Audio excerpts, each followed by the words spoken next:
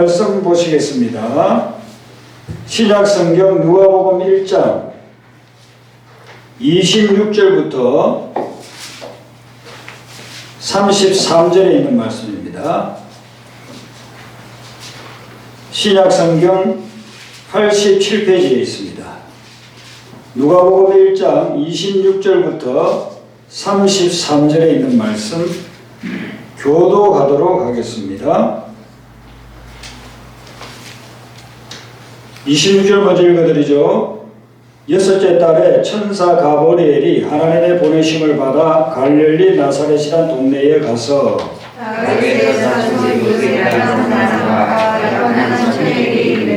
그 처녀의 이름은 마리아라. 그에게 들어가 이르되 은혜를 받은 자여 평안할지어다 주께서 너와 함께 하시도다 하니 처녀가 그 말을 듣고 놀라 이런 인사가 어찌 하는가 생각하매 천사가 이르되 마리아여 무서워하지 말라 네가 하나님께 은혜를 입었느니라 내가 인자여 아들을 낳으리니 그 이름을 예수라 하라. 그가 큰 자가 되고 지극히 높으신 이의 아들이라 일컬어질 것이요 주 하나님께서 그 조상 다윗의 왕위를 그에게 주시리니 영원히 야곱의 집을 왕으로 다스리시며 그는 나라가 무궁하니라.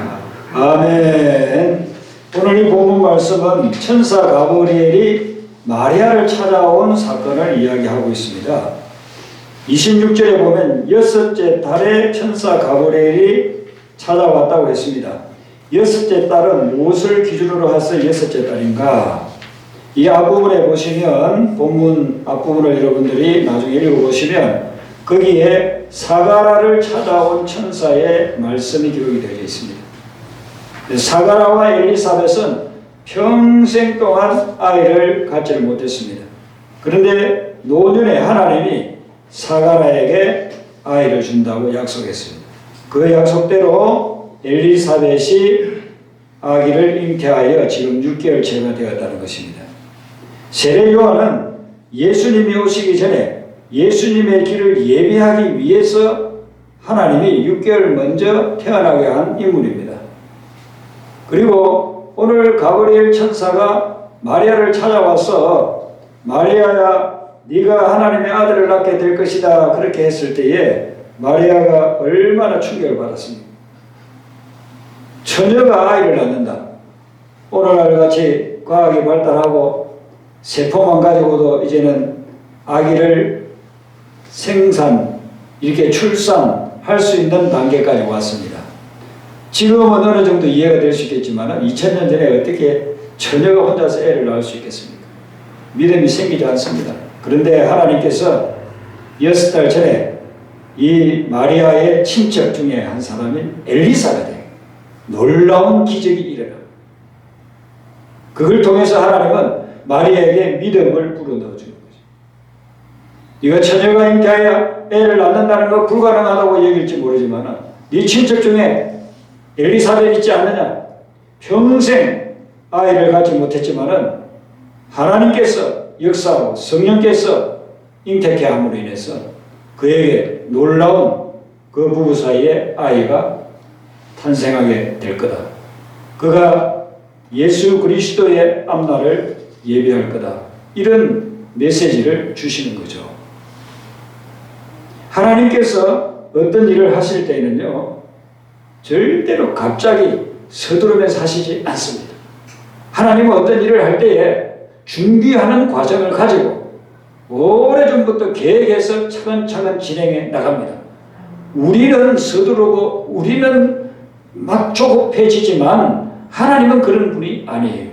하나님은 우리에게 일어나는 일이 어떤 일을 보면 아유 이렇게 갑자기 일어났구나, 아유 이렇게 그냥 생각지 못하게 예기치 못하게 일어났구나, 우리는 그렇게 볼지 모르지만 하나님은 우리가 알기 전에 벌써 미리 다 준비하고 계획하고 절차를 밟아서 일을 진행해 나간다는 것입니다. 그리고 우리 여러분들이 삶을 살아갈 때 절대로 조급하지 마시기 바랍니다. 그걸 모르면 자꾸 조급해져요. 그런데 하나님의 계획을 알면은 조급하지 않습니다. 모세가 출애굽의 지도자가 될 때에 그를 하나님께서 하늘에서 뚝 떨어지게끔 그렇게 만들지 않았어요.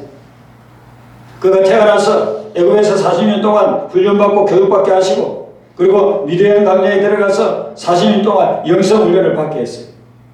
그리고 하나님이 모세를 찾아왔습니다.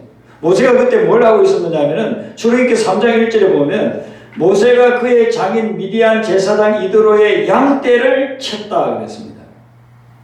자기 재산도 아니에요. 자기 양이 몇천 마리 있었던 것도 아니고 몇백 마리 있었던 것도 아니고 지금 광야에 가서 40년이 되었지만은 지금도 여전히 40세에 가가지고 80세가 된 노인이 됐지만 여전히 자기 장인 이드로의 양무리를 치고 있었다는 것입니다.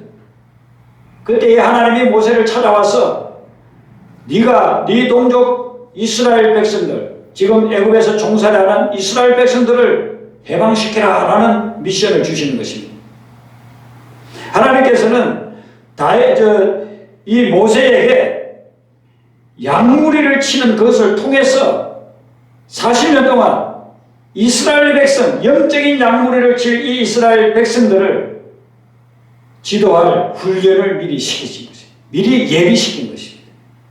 어떤 분은 여러분들이 하나님 좀 제게 위대한 일을 하게 해주시지 늘 그냥 일어나서 열심히 살아봐야 개우 밥 먹는 정도만 이렇게 살아가고 그렇게 하게 했습니까? 좀 제게도 위대한 일을 멋진 일을 좀 맡겨주세요. 그렇게 할지 모르지만은 하나님께서는요 여러분들이 그런 과정을 통해서 준비시키는 것입니다. 모세를 그렇게 준비시키신 하나님께서 때가 되니까 양무리를 40년 동안 친 그 사람을 영적인 양무리 이스라엘 백성들을 칠 수 있도록 그들을 돌볼 수 있도록 인도할 수 있도록 세워주셨다는 것입니다. 다윗은 정말 어릴 때부터 양을 돌보는 그런 사람이었어요. 그런데 시편 78편 70절에 보면은 세 번역에 이렇게 말씀을 하고 있어요.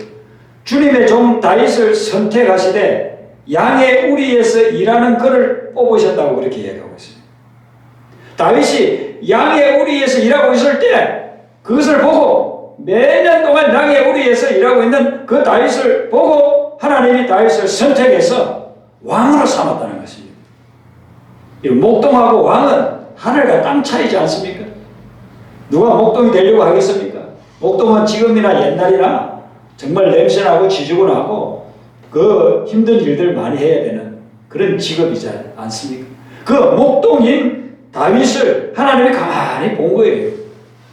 양을 치는 그것을 보면서 때가 되었을 때에 그 양무리 속에서 양을 지키고 양을 돌보는 그 다윗을 뽑아가지고 이스라엘의 왕으로 삼았다는 것입니다. 여러분들 중에서는 어떤 분은 지금 준비 과정에 있는 분들이 있을 것입니다. 그 준비 과정을 여러분들이 헛된 거라고 생각하지 마세요. 헛송세월하고 있는 것이 아닙니다. 그 과정 속에서 하나님이 여러분들을 훈련시키고 있는 것입니다.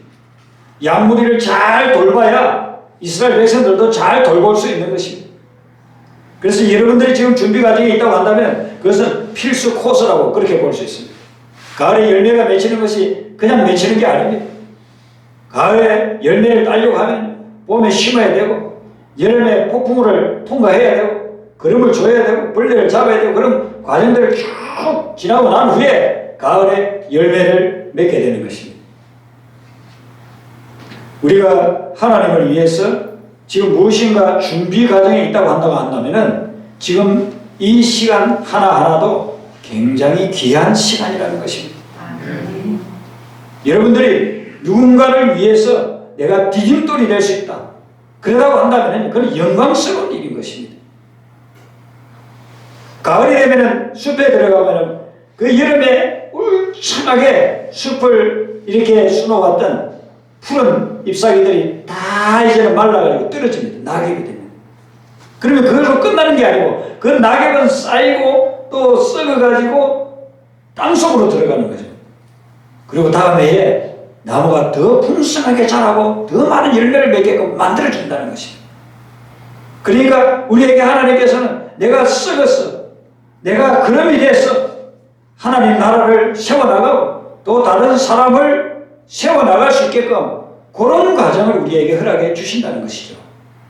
지금 준비의 과정에 있다고 한다면 그걸 여러분들이 절망적으로 보거나 그걸 낙심하면서 바라보지 마시고 하나님께서 나에게 꼭 이것이 필요해서 이 과정을 통과하게 하시는구나.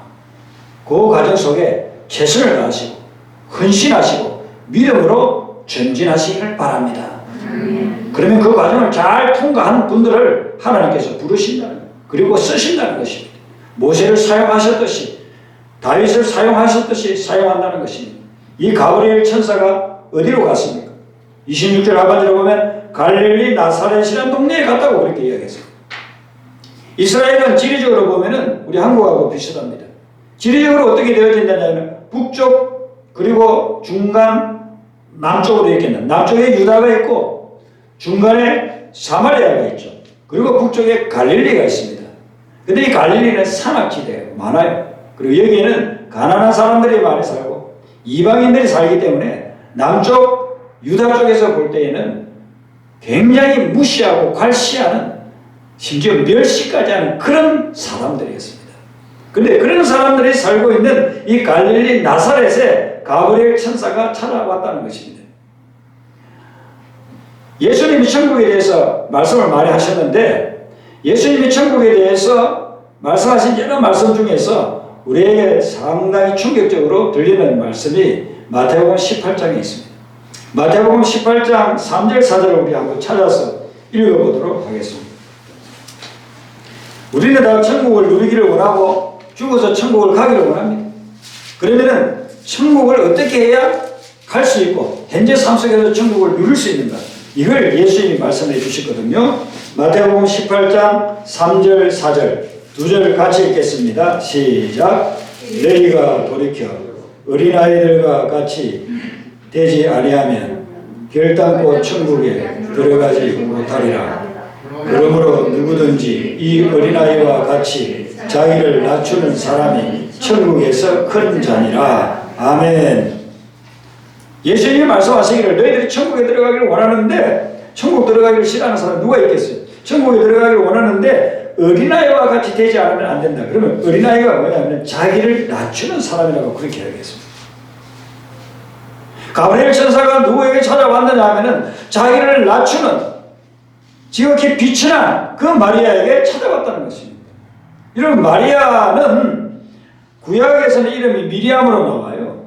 히브리어로는 미리암이고 헬라어로는 마리아로 그렇게 되는 거죠. 그래서 모세의 누나가 미리암이잖아요. 모세의 누나 이름도 마리아예요. 신약적으로 보면 신약에 마리아라는 이름이 가지는 분이 7분이 나옵니다. 성경에 이 여자분들이 이렇게 이름이 나오는 경우가 그렇게 흔하지 않잖아요. 근데 7명이나 소개돼요. 이 말은 뭐냐면 마리아라는 이름이 이스라엘에 굉장히 많았다는 거예요. 우리 어릴 때 그랬잖아요. 마리아 마리아 사랑한다 마리아 막 그랬잖아요. 마리아가 얼마나 많은지 이스라엘 유대 땅에 마리아가 너무너무 많았어요. 그 많은 마리아 중에서 나사렛에 있는 마리아를 가브리엘 천사가 찾아왔다는 것입니다. 왜 그러냐면 누가복음 1장 48절에 보면 마리아의 고백이 그의 여종의 비천함을 돌보셨습니다. 마리아 자신이 생각해도 너무나도 비천한 사람이었습니다. 다 산골에 나사렛에 뭐 그렇게 부유하지도 않고 가난한 집안에 태어나가지고 겨우겨우 그냥 밥만 먹고 지내는 이 비천한 여종에게 하나님이 가브리엘 천사를 보내주시다라고 고백하고 있습니다.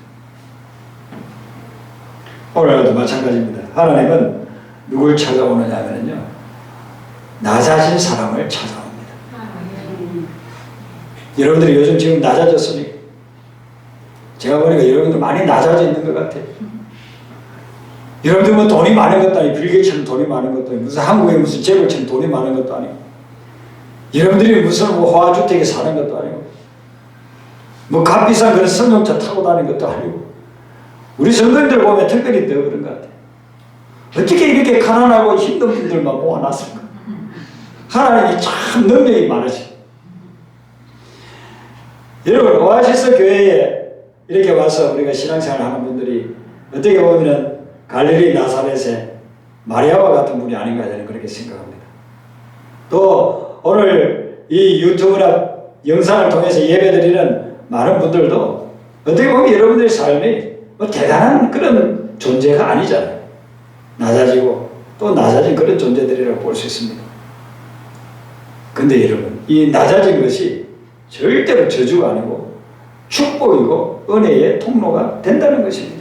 아멘. 우리가 낮은 자리에 있을 때, 우리가 충분히 낮아졌을 때, 그때 하나님께서 우리를 찾아오시고 우리를 들어서 사용하신다는 것입니다. 여러분, 이 가브리엘 천사는 천사장이라고 그렇게 이야기합니다. 성경에 보면 신구약에 천사장이 2명이 나옵니다. 가브리엘하고 미가엘이 나옵니다. 다니엘서를 읽어보면 이 두 천사장이 다 나옵니다. 그런데 우리 성경 외에 신앙서적이지만 성경으로는 인정받지 못한 그 당시에 여러 자료들이 있었습니다. 그걸 외경이라고 얘기합니다. 외경에 보면은 천사장이 몇 명이 나오느냐? 7명이 나옵니다. 라파엘이라는 이름들 많이 들어봤죠. 그 천사장 중에 하여튼 7명이 나오는데 우리가 루시퍼를 천사장이라고 그렇게 이야기하는 경우들 종종 듣잖아요. 근데 루시퍼는 천사장이 아닙니다. 천사장이 아니고 외경에 7명의 천사장이 나오는데 이 구약에서는 신구약에서는 단 2명만 나옵니다. 근데 이 가브리엘 천사장의 역할이 뭐냐면은 좋은 소식을 전해주는 거예요. 그래서 다니엘서에도 보면은 다니엘이 꿈을 꾸었는데 그 꿈의 뜻을 알려줘요. 그리고 오늘 이 본문 말씀 앞에 나오면 사가랴에게 가브리엘 천사가 나타나가지고 내가 세례 요한을 너희에게 보내겠다. 너희에게 아들이 태어날 거다. 그리고 또 마리아에게 찾아와가지고 구세주가 너희에게 태어날 거다. 그렇게 좋은 소식을 전해주고 있습니다. 여러분, 천사는 눈에 보이지 않아요. 영적인 눈으로는 천사가 보이지만 우리의 육신의 눈으로는 천사가 보이지 않아요. 그래서 옆에 있는 사람은 천사를 봐도 나는 못 볼 수 있어요. 나는 봐도 옆에 있는 사람은 못 볼 수 있어요. 어떤 목사님이 그러더라고요. 남편이 돌아가셨는데 장례식을 치르는데 며느리가 자꾸 이렇게 손을 막 흔들고 이상한 행동을 하더라는 거예요. 지금 시아버님 돌아가셔서 장례 예배 드리는데 장례식에서 뭐라고 이야기할 수는 없고 나중에 장례식을 다 드리고 난 후에 물었대. 왜 장례 예배 드리는데 그렇게 이상한 행동을 했느냐고 하니까 자기 시아버님 그 간 모신 그 위에 천사가 나타났다는 거예요. 그래서 자기는 천사를 보고 너무 신기해서 이게 내가 헛것을 보나? 이렇게 막 했는데도 뚜렷하게 보이더라는 거예요.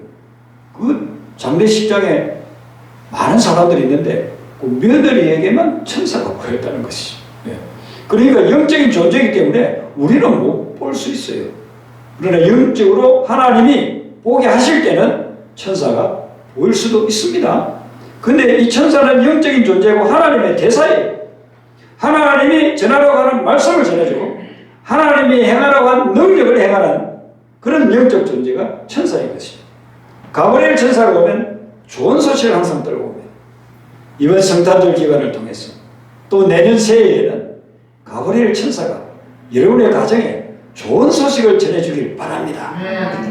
하나님께서 역사하셔서 낮아지고 겸손해진 그 심령에게 하나님의 대사 가브리엘 천사가 와서 좋은 소식을 전해주고 여러분의 인생을 세워주고 열매 맺게 하는 그런 역사가 일어나기를 바랍니다. 우리가 한 가지 더 오늘 이 말씀 속에서 생각해 보면 마리아가 약혼한 사람이 누구냐? 27절에 이렇게 말씀합니다. 다윗의 자손 요셉이라는 사람과 약혼한 처녀라고 그렇게 이야기하고 있습니다. 구약을 쭉 읽어보면 메시아는 다윗의 자손에서 태어난다고 예고되고 있습니다. 다윗의 자손, 다윗은 어느 지파에 속했습니까? 유다 지파에 속해 있습니다. 그래서 유다 지파 다윗의 후손 중에서 메시아가 태어날 것이다라는 거예요. 이스라엘에 12지파가 있잖아요. 레위 지파까지 합치면 제사장 지파까지 13지파가 되는데 이 13지파 중에서 딱 한 지파 그 후손 중에서 메시아가 태어난다는 거예요. 이게 하나님의 약속이고 하나님의 언약인 것입니다. 요셉은 유다 지파에 속한 사람이었습니다. 그래서 천사가 이스라엘의 그 수많은 사람들, 수많은 지파들 중에서도 유다 지파에 속한 다윗의 후손 요셉을 찾아오는 것입니다. 그리고 그 요셉과 정혼한 약혼한 처녀 마리아를 찾아오는 것입니다. 예수님은 그냥 우연히 오신 게 아니고 구약에서 오랫동안 예언된 대로 하나님이 약속한 대로 이렇게 성취되어서 이 땅에 오셨다는 것입니다. 여러분들이 창세기부터 쭉 성경을 읽어보면 예수님에 관한 약속이 나옵니다. 그리고 그것이 신약 마태복음부터 성취되는 것을 볼 수가 있어요. 창세기 3장 15절에 그런 말씀이 있어요. 여자의 후손에 대한 말씀입니다. 여자의 후손이 사탄의 머리를 짓밟을 것이고, 그리고 사탄은 여자의 후손의 발꿈치를 상하게 할 거라는 그런 말씀이 나옵니다. 여기서 여자의 후손은 누구를 이야기하냐면 예수 그리스도를 이야기하는 것입니다.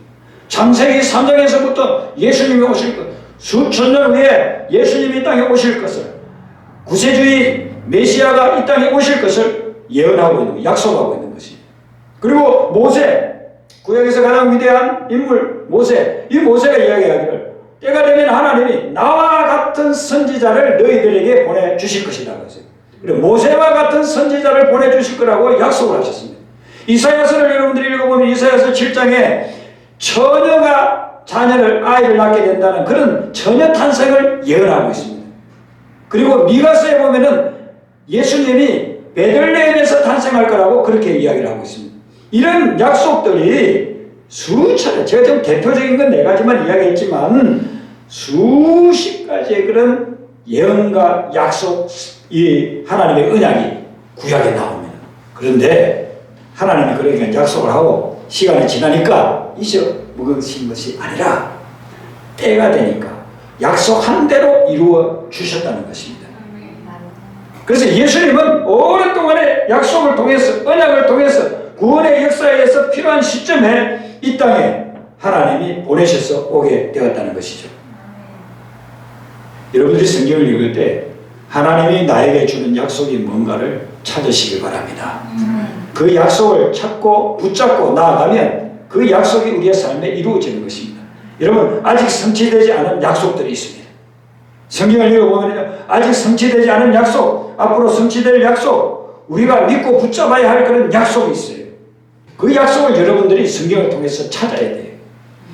크게 보면 한 3가지 정도 아직 성취되지 않은 그런 하나님이 반드시 이루어 주신다고 한 약속이 있습니다. 예수님이 성천하시기 전에 땅끝까지 이르러 복음을 전가하라고 했습니다. 선교의 명령입니다. 선교의 약속인 것입니다. 만약에 예수님이 성천하시면서 제자들에게 너희들만 신앙생활 잘 하다가 너희들 죽으면 이제 끝내라 이렇게 해라고 한다면요, 복음은 전혀 전하지 않았을 거예요. 근데 예수님이 성천하시기 전에 제자들에게 너희들은 땅끝까지 가서 모든 족속을 제자 삼고 그들에게 복음을 전하고 그들이 또 다른 사람들의 복음을 전하게 하라고 명령하시고 약속하시고 언약을 주신 거예요. 제자들이 이 약속을 붙잡고 나아갔습니다. 자기만 믿는 것이 아니었어요. 그 좋은 복 나만 받고 끝난다, 내 가문만 받고 끝난다가 아니었어요. 그러나 나아가서 목숨을 걸고 전했습니다. 그래서 복음을 전했기 때문에 2000년 동안 전 세계에 복음이 전거돼서 저같이 부족한 사람, 바닷가에서, 경상남도 바닷가에서 지극히 가난하고 그냥 아버님은 좋은 것이라고는 저에게 해주신 적이 없고 늘 술에 찌려서 사시는, 너무나도 그냥 힘들고 어렵고 깨어진 그런 가정 속에 태어난 저에게도 그분들 때문에 복음이 전해진 거예요. 그래서 제가 예수님을 믿고 목회자가 되어서 이렇게 유튜브를 통해서 전 세계에 복음을 전할 수 있잖아요.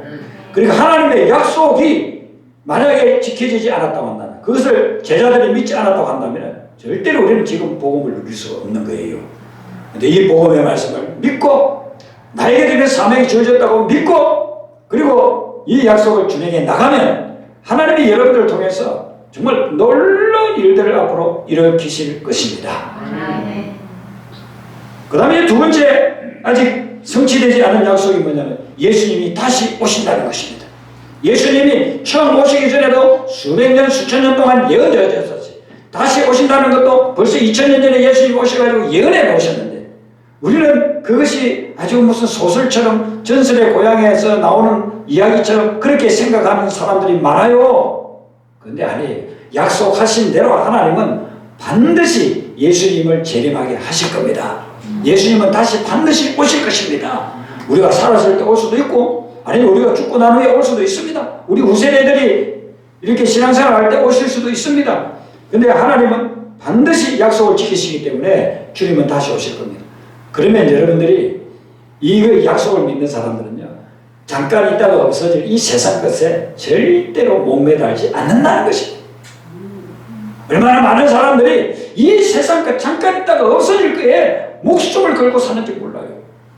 그렇기 때문에 그걸 잃으면요, 그것 때문에 엄청난 스트레스를 받아가지고 정신적인 질환 가지고 삶을 포기하기도 하고. 예수님이 다시 오신다고 하는 것은 세상이 이 세상으로서 끝나는 것이 아니라는 거예요. 영원한 세계가 있고 천국이 있고, 그리고 그 영원한 세계에 들어가기 위해서 주님을 믿고 사는 사람은 이 세상 것에 집착하면서 살아서는 안 된다는 겁니다. 그것이 우리 주님이 주는 약속입니다. 우리가 예수님을 믿고 교회를 다니고 신앙생활을 해도 늘 이 세상 것에 얼마나 집착합니까? 육신을 입고 있기 때문에 나도 모르게 자꾸 집착이 돼요. 먹을 것, 입을 것, 사람들이 인정해 주는 것, 외모, 권력, 이런 게 얼마나 집착합니까? 그런데 여러분, 그것은 집착하면 할수록 나를 더 힘들게 만들어요. 그게 진짜 나에게 행복이나 평안을 주는 것이 아니라 나를 더 힘들게 만든다는 것입니다. 과거에 이루었던 것을 내가 지금 누려야 되는데 다 상실했어. 그럼 그것 때문에 매일 그거 생각합니다. 내가 그렇게 많은 물질을 가지고 있습니다. 그걸 다 날려버렸다. 생각하면 할수록요, 얼마나 분통이 터집니까? 사기를 당했든지, 누구에게 무슨 보증을 써가지고 그냥 빼앗겼든지, 어떻게 됐든지 간에 내가 그전에 그렇게 모아놨던 재물을 그것에 집착하고 있으면요, 잃어버린 것 때문에요, 단 하루도 한순간도 평안하게 살 수가 없어요. 여러분, 세상 것은 내가 아무리 많이 가져도 이 세상 떠날 때는 다 두고 가야 돼요.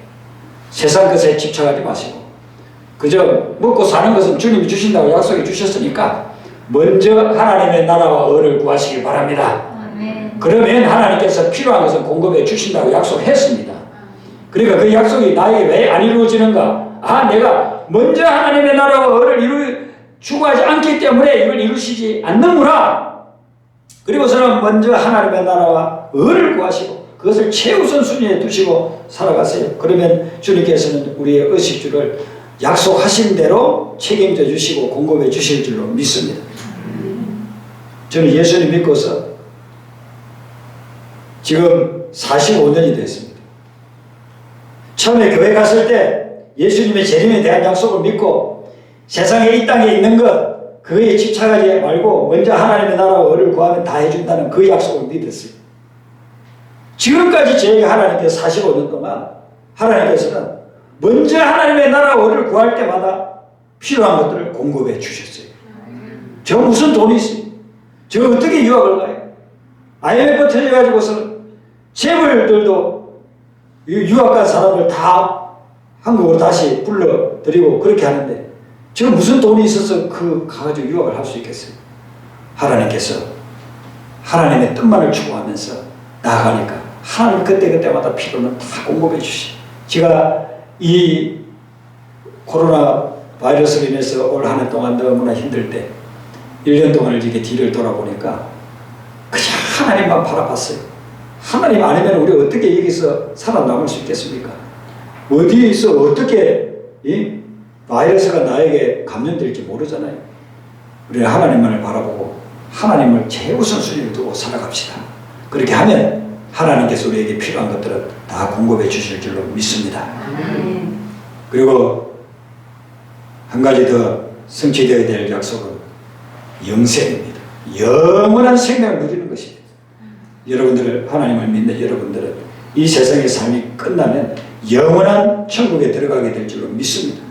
영생을 누리는 것. 그 영생은 죽고 난 후에만 누리는 것이 아니라 그 영생의 능력이 오늘 우리가 믿는 우리에게 현재 지금 여기서도 그 능력이 나타납니다. 그래서 여러분들이 영생의 능력을 가지고 하루하루의 삶을 살아가게 되시길 바랍니다. 그렇게 함으로 말미암아 여러분들에게 개인적으로 주는 또 약속도 있습니다. 그래서 여러분들이 성경을 읽으면서 새벽마다 하나님의 말씀을 묵상하면서 하나님이 나 개인에게 주시는 사명은 무엇인가? 그걸 찾았어요. 그걸 찾고 그 약속 붙잡고 나아가게 되면 하나님께서 여러분들을 마리아처럼 아름답게 사용해 주시고 모세처럼 다윗처럼 귀하게 사용해 주실 줄로 믿습니다.